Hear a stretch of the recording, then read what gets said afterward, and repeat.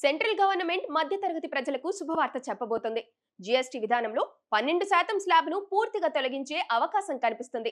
చాలా వస్తువులను 5% స్లాబ్లోకి తీసుకొచ్చే అవకాశాలు కనిపిస్తున్నాయి. అదే జరిగితే మధ్యతరగతి పేద వర్గాల ప్రజలకు మంచి జరుగుతుంది.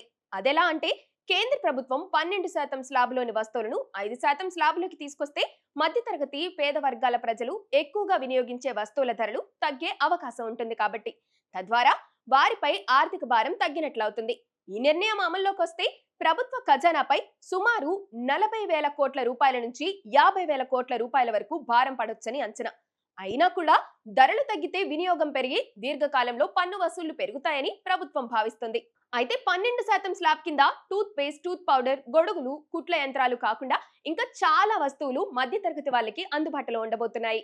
రోజువారీ వినియోగించే సామాగ్రితో పాటు 1000కి పైగా ధర ఉండే రెడీమేడ్ బట్టలు, 500 నుంచి 1000 రూపాయల మధ్య ఉండే చెప్పులు, స్టేషనరీ ఉత్పత్తులు, పలు రకాల టీకాలు, హెచ్ఐవి, హైపటైటిస్, టీబీకి సంబంధించిన డయాగ్నోస్టిక్ కిట్లు, కొన్ని రకాల ఆయుర్వేదిక్, యునాని ఔషధాలు ఇవన్నీ కూడా ఈ స్లాబ్ లో పడబోతున్నాయి. అంటే 5%లోనే ఇవన్నీ వస్తున్నాయి కాబట్టి ప్రస్తుతం 12% స్లాబ్ లో ఉన్న ఈ వస్తువులను 5% స్లాబ్ లోకి తీసుకొస్తే వీటి ధరలు భారీగా తగ్గే అవకాశం ఉంది. రాబోయే జీఎస్టీ కౌన్సిల్ సమావేశంలో ఈ విషయంపై తుది నిర్ణయం తీసుకునే అవకాశం ఉన్నట్లు తెలుస్తుంది.